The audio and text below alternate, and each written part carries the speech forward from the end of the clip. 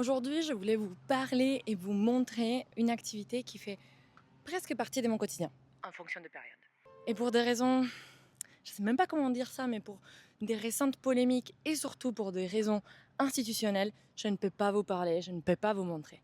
Jour 5, moi c'est Wada. Et bien dans 36 jours, je teste une nouvelle activité par jour et j'observe comment ça impacte mon corps, mon mental et mon business. Et bien sûr que je t'amène avec moi. Aujourd'hui, je bougeais. Et en plus, un collectif. Donc gros kiff. Par contre, c'est que je voulais vous montrer, je ne pourrais pas.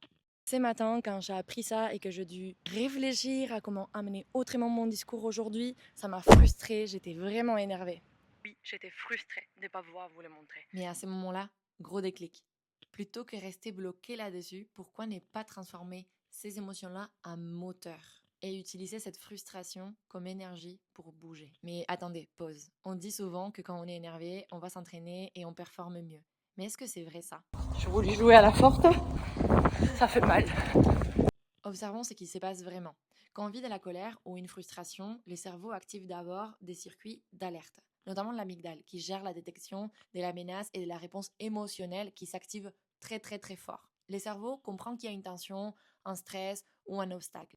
Puis, les cortex préfrontal, la zone impliquée dans la concentration, la prise de décision, les stratégies et le contrôle, fonctionnent moins bien sous cet stress émotionnel prolongé.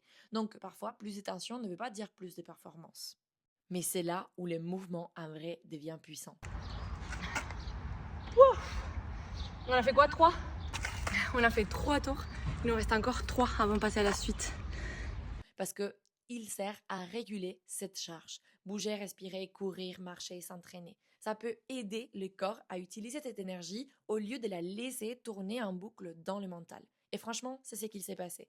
Parce que comme vous pouvez voir, je vous parle après mon activité sportive, que je peux vous dire m'a fait un bien de fou. Et pas parce que ça a effacé la frustration, mais parce que les mouvements m'a aidé à réguler, à redescendre, à relâcher, à sortir de la boucle mentale et à retrouver de la clarté. Pas avec les mêmes discours, pas sous les mêmes conditions, pas avec la même intensité. Mais on a bougé. En plus, c'était un moment partagé. Donc là maintenant, j'ai qu'une seule chose à dire. Le temps est arrivé pour la récup bien méritée. À demain!